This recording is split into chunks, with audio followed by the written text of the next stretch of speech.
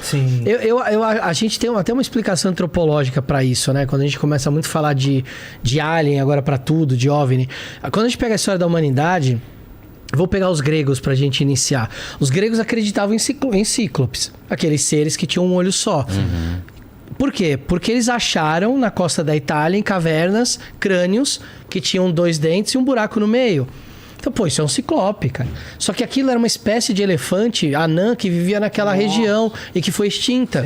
Que o buraco do olho, na verdade, era a tromba. Né? E aí os caras acreditavam naquilo. Porque aquilo era o desconhecido. Quando a Grécia começa a ampliar a navegação pelo Mediterrâneo, a mitologia grega começa a morrer e a filosofia começa a tomar conta da Grécia. Sim. Quando a gente chega, por exemplo, na época das navegações, o Oceano Atlântico era um lugar que tinha demônios, era um oceano que fervia, era um oceano que matava. Que caía. Era um lugar, porque era o campo do desconhecido. Então, tudo que era mitológico era o Oceano Atlântico. Sim. Porque era o que a gente não conhecia. Quando começam as navegações, não tem isso no Oceano Atlântico. Então, a mitologia vai acabando. Qual que é a mitologia que começa a substituir? A do Novo Mundo. Lá no Novo Mundo tem Mula Sem Cabeça, tem Saci Pererê, Cidades de Ouro, Fonte da Juventude. Aí você pega o Novo Mundo, destrincha ele inteiro e fala, não tem nada disso. Qual é a fronteira do desconhecido hoje? É o fundo do oceano e o espaço sideral, não é? Esses dias tiveram... Então, onde que a mitologia é criada hoje? A mitologia criada é no desconhecido. A gente sempre fez isso na história da humanidade. A gente sempre foi buscar na mitologia a criação para tentar explicar o desconhecido. Hoje é o espaço. Então, cara, hoje você pega, tem uma galera que eu chamo de fauna e flora do esoterismo, que é uma galera que fala de arturiano, siriano, reptiliano. E eles não falam de longe não, viu? Eles falam que eles são dessa dinastia aí. E quando você pega ali a galera, eu vi isso nascer. Eu vi esse fenômeno nascer no Brasil. Essa galera, ninguém falava a mesma língua. Cada um achava que não, eu que sou o dono dessa história, não, você tá errado. E aí, quando a internet começou a existir, esse discurso começou a se unificar. Então já é muito comum você ver um discurso unificado, mas é um discurso mitológico. Sabe o que lembra? Lembra muito, por exemplo, Zeus. Ele pegou várias mulheres, várias deusas, várias pessoas nesse sentido. Mas, na verdade, isso é uma má tradução, é um mau entendimento. Porque que acontece? Como na Grécia existiam várias cidades-estados, todo mundo falava que não, Zeus fundou essa cidade. Então, o que acontece? Quando você vai juntar tudo isso numa mesma mitologia, Zeus comeu todo mundo. Mas, na verdade, não era isso. Era porque era a explicação da fundação daquela cidade-estado nesse sentido. Então, é muito parecido com essa lógica, né? Tipo assim, não, eu tenho a verdade. Só que aí começa a conversa e fala, pô... É meio escroto tentar sacanear esse cara, porque, pô, olha quanta gente aqui. Aí vira MIB, Homens de Preto, né? Tem um monte de raça alienígena. Exato, cara. 40 milhões de raça alienígena. Eu, particularmente, não acredito nessa crença. Porque hoje, quando você olha, parece uma mitologia. Você tem a raça dos centauros, a raça dos cíclopes, a raça de... Os leoninos, os insetoides. Isso. E aí cada um tem um poder especial. Então, vamos supor que Sirius é uma estrela milhões de vezes maior que o Sol. A gente vive num planeta aqui. Eu não sou igual ao Vilela, que não é igual a um chinês que mora não sei aonde, que não é igual a um japonês. A gente não é igual no mesmo planeta. Concorda que o cara da estrela, vamos supor que isso existe, ele também não vai ser igual. Não vai. Então dá pra você dizer, olha, todo cara de lá é bonzinho, é da cura. Então, até essa mitologia ela ainda é capenga. Porque ela ainda está se formando. Mas a gente tem um cientista, que é um grande mitólogo, que ele fala, a mitologia do futuro vai ser 100% alienígena. E essa mitologia começa, cara, em 1947, com o primeiro avistamento no Monte Rainier, no estado de Washington, de um aviador lá, de um militar americano. Eu fui visitar esse lugar.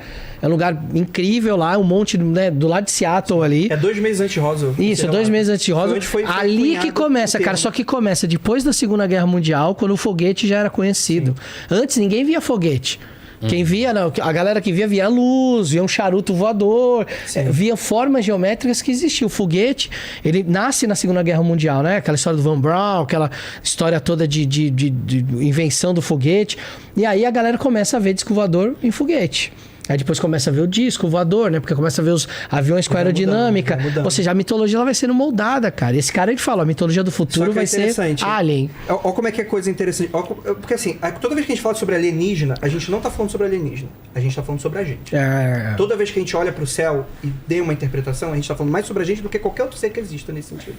Então olha que interessante. Por mais que a cultura estivesse mudando, pós-Segunda Guerra Mundial, durante a Segunda Guerra Mundial, tem um fenômeno de OVNI muito interessante dos Foo Fighters. Não sei se você já ouviu falar. Não a banda na verdade homenageia esse fenômeno, mas o que acontece? Os aliados, quando iam lá atacar a Alemanha, eles eram acompanhados por luzes no céu, que não eram atingidos por metralhadoras, eles não conseguiam acompanhar, e os relatos eram que essas luzes brincavam com esses aviões, com esses caças, né? Com esses os famosos dogfights, né? Que eles tinham nos céus da Segunda Guerra Mundial. E eles falam, putz, essa porra aí é tecnologia alemã. Quando a Alemanha nazista cai, eles conseguem a papelada lá, os documentos, eles veem que os alemães estavam com essa mesma dúvida. Eles viam essa luz no céu e eles achavam que era equipamento dos aliados. Ninguém sabia que porcaria de luzes eram essas. E bate exatamente com os fenômenos ufológicos. Só que isso não impede da gente criar toda essa cultura maluca ufológica, mesmo sabendo que esse fenômeno ele é tão presente em nós, nesse sentido, né? E eu até discordo um pouco desse brother aí do que toda a mitologia agora vai ser alienígena, porque eu acho que agora já tá mudando, inclusive, né? Espero. Agora tá ultradimensional. Pode ser. Hoje em dia não vem mais do espaço. Hoje a galera lá dos Estados Unidos, os UAPs, né? Unit Defense, o fenômeno aéreo desconhecido, né? Que o pessoal tá falando lá. As teorias mais vigentes hoje é que eles, na verdade, são de outra dimensão. Eles não vêm do espaço porque é um absurdo. Como assim vir do espaço? Não tem como. Velocidade da luz. E que planeta seria? É uma acomodação do mito, né? É uma acomodação do mito. Você tá tentando agora trazer para uma visão mais científica, né? Outra dimensão aqui? Aqui é assim, né? Algumas pessoas falam de outras realidades da Terra. Outras pessoas falam de outras dimensões, de uma coisa mais, sei lá, filme da Marvel, saca? Uma coisa mais pra além nesse sentido. Multiverso, né? Porque hoje em dia é o quê? É teoria das cordas, é física quântica, é outros universos que a gente sabe que existem, né? Dentro do nosso, né? A gente tá falando sobre uma realidade multiversal, né? Então hoje em dia se tornou um absurdo falar de outros planetas. Justamente porque, hoje tem James Webb, cara. A gente tá vendo o início do universo. A gente tá vendo o nascimento do universo. A gente não tá vendo onde tá essa galera. Tipo, não tá sustentando mais. Então, onde é que tá a fronteira final? Isso vai acomodar, isso vai acomodar agora, cara. E é uma coisa engraçada. Você pega os egípcios, né? A gente tava falando deles. Cara, eles registravam tudo. Não tem um registrozinho de um ET lá, de um alien. Não tem nada. E tudo registrado, sabe? Pô, eu comi tal coisa no dia. Pô, a gente sabe quantos... Os caras registraram o que os trabalhadores das pirâmides comiam, cara. Sério? A gente tem papiro escrito, o que eles comiam de café da manhã, o que eles almoçavam e o que eles jantavam. Quantos eram, como eles eram divididos, aonde eles ficavam, qual era o período do ano que as construções eram feitas. Cara, tá tudo documentado até hoje. A ponto de negar, por exemplo, trechos bíblicos como os hebreus como escravizados. Exato.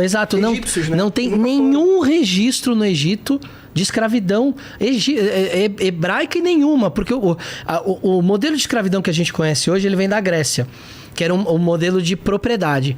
Esse modelo para Roma, e esse modelo romano passa para a Idade Média e passa para as culturas escravagistas que a gente tem nas navegações. O modelo egípcio não era assim. O modelo egípcio era assim, eu dominava um povo, eu matava o máximo que eu conseguia de soldado, guerreiro dos caras, porque era uma forma do faraó honrar os deuses. Quem sobrava era trazido para dentro da sociedade. O escravo, ele só era um cidadão de segunda classe, mas ele podia ter propriedade, ele podia casar, podia ter filho, podia ter descendência e podia trabalhar no que ele quisesse. Então essa ideia que a gente tem não existia no Egito, não tem registro disso. Como não tem nenhum registro de ET nem nada. Até aquele templo...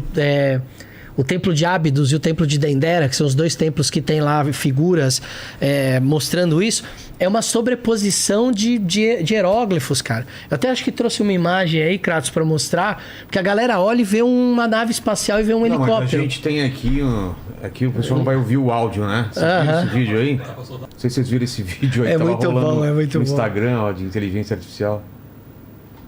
Um filho da mãe falar que foi os alienígenas que construíram. Trabalhando igual um fela da puta, pra depois um filho da mãe falar que foi os alienígenas que construíram. Se eu sobreviver, isso vai bombar. Eu tô indo lá, vem comigo aqui. É incrível. Aproveitando isso então, eu vou falar, cara, a sensação que eu tenho é que a realidade está derretendo. Pior que é? Por causa disso e porque isso, inclusive, está influenciando todos esses assuntos místicos / esotéricos desse tipo. Todo mundo tá falando que 2027 é o ano, né? O ano que vai ter andando na rua. E aí você... É 2027? Entre 2027 então tá e 2030. Pô, mas eu ouço isso desde que eu nasci, cara. Todo ano é o ano que ET vai estar na... E ninguém acerta. Tenha fé, homem. Dessa vez vai. Mas tem... Eu fiquei sabendo também pelo Rony lá, os militares americanos estavam fazendo rituais de evocação de OVNIs. Olha lá. E aí tu fala, mano, parece que alguém jogou isso aí num aleatório e fala, mano, nem faz sentido isso. Não, a realidade hoje tá assim. O que eu gostei é que foi lançada agora, né, a IA, né, a inteligência artificial é do Google, né? E tá muito, muito real. E aí o pessoal começou já a brisar na ideia e fazer uns vídeos com essa inteligência artificial que é muito realista. Com as pessoas reclamando que elas são inteligências artificiais, você viu? Eu não sou IA. Eles estão falando que eu sou IA. Aí uma mulher na praia e tal. E aí você vê por algumas coisinhas assim que dá pra ver que é inteligência artificial. Mas assim, os nossos avós são muito... Não, e a tendência que daqui a um pouco esquece. O vídeo do canguru. Qual? O canguru no aeroporto? No aeroporto, segurando. Não vi. Porque bombou, viralizou um vídeo de uma mulher reclamando com a aeromoça que o canguru não podia embarcar. E era o canguru de apoio. Isso, é um animal de apoio emocional. E o canguru quietinho, assim, ó. O canguru com um documentinho na mão. A passagenzinha na mão, assim, com cara de coitado. Mano, e a galera, tipo, uma comoção do tipo, olha que bonitinho. Não, mas quando eu vi, eu falei assim, não, gente, claro que o pessoal vai entender que não. Aí quando eu vi o G1 dando lá, fake o vídeo do canguru. Falei, gente, um portal da Globo teve que falar que é fake, a galera tava acreditando, então, né? Então a galera tá... que vem vão estar menino, Mas é meio perigoso. Eu acho meio... Na verdade, todo mundo fala, né, que é apocalíptico, perigoso, mas tá chegando, já chegou. E vamos que vamos, né? O que é isso daí, Kratos, que você colocou? Isso aí foi o que o Léo mandou. Isso aí é o seguinte, eu tava falando do templo, né? De como... Os egípcios registravam tudo. E esse templo de Ábidos é um templo que a galera lá... Aquela galera do alienígenas do passado... Eles veem aquela terceira parte ali. Que fica aparecendo um submarino, um helicóptero. Tá. Só que o que é isso que aconteceu? Esse templo foi construído por Sete I, que era um faraó egípcio, que é o cara que escreveu aquela inscrição ali em cima. Que tá em marronzinho. Veio o filho dele, Ramsés II... que eu carinhosamente apelidei Ramsés II de Carimbinho, porque o que Ramsés II fazia? Ele chegava no templo de todo mundo, apagava o nome da pessoa e punha o nome dele no lugar. Filha da puta. E aí ele ficava de bonito, fui eu que construí isso aqui. Como ele viveu, foi o segundo faraó que viveu mais, viveu 92 anos, então não tinha ninguém vivo pra dizer pra ele assim, não era você não. Fala, sou eu, você acabou de nascer. E aí, o que ele fez? Quando o pai dele acabou o templo, ele mandou escrever por cima, pra dizer que foi ele que fez. E aí ele escreveu por cima que é a segunda escrita, que é uma segunda linha de hieróglifos. Então ali em cima a gente tem a primeira linha, embaixo a segunda linha com a mensagem, e aí um contrapôs o outro. Sim. Só que essas escritas eram feitas numa espécie de placa ou de argila ou de calcário. E aí, com o tempo, elas foram desgastando. E a escrita por cima acabou sobrepondo por baixo. Aí a galera vai lá e pira que é ET, que já tinha helicóptero, já tinha... Por conta das formas ali, por causa das formas. Parece uma nave... Que é um fenômeno chamado de pareidolia, né? Você vê, o teu cérebro tenta encaixar aquilo de algum jeito. Parece um helicóptero? Cara, parece. E direitinho. Parece uma nave e um submarino? Parece. Ali, só que... total. Mesmo. Você tá vendo ali os do meio, principalmente? É a cama do meu filho com uma bola de... Total, desenho do Chaves, né? Lembra? E aí a galera vê isso e fica achando. Só que, cara, se tivesse acontecido de aparecer ET naquela época, os egípcios tinham desenhado, tinham escrito. A gente tem, você falou de Israel, a gente tem uma estela que tem o nome de Israel lá, meio que falando de Israel como uma nação ali perto. Na época, não tem nada falando de escravidão nem nada, e os caras, de novo, os caras têm papiro dizendo o que os trabalhadores da pirâmide comiam todo dia. Qual era a dieta dos caras. Tem um papiro, inclusive, dizendo que um dia faltou comida e que eles foram caçar hipopótamo pra matar hipopótamo, pra fazer churrasco de hipopótamo pra galera, cara. Quantos mataram? Foram 120, né? Meu Deus. Pra mim não foram ETs, foram dinossauros que ajudaram boa. na construção do... Mas dinossauros inteligentes, né? Porque senão ele destruir tudo, passar lá e bater, derrubar tudo. Não tinha aquele filme lá, 10.000 a.C., que era o Mamute? Tem esse filme. Tem um filme chamado 10.000 a.C., que conta a história de um cara que tá na Europa ali. E aí ele tem que fugir. Era tipo o Homem das Cavernas, ele foge, chega no Egito. E a hora que ele chega no Egito, ele chega bem na construção das pirâmides. Primeiro que elas não foram construídas 10 mil a.C. Mas quando ele chega lá, tem os mamutes carregando as pedras e ajudando a subir.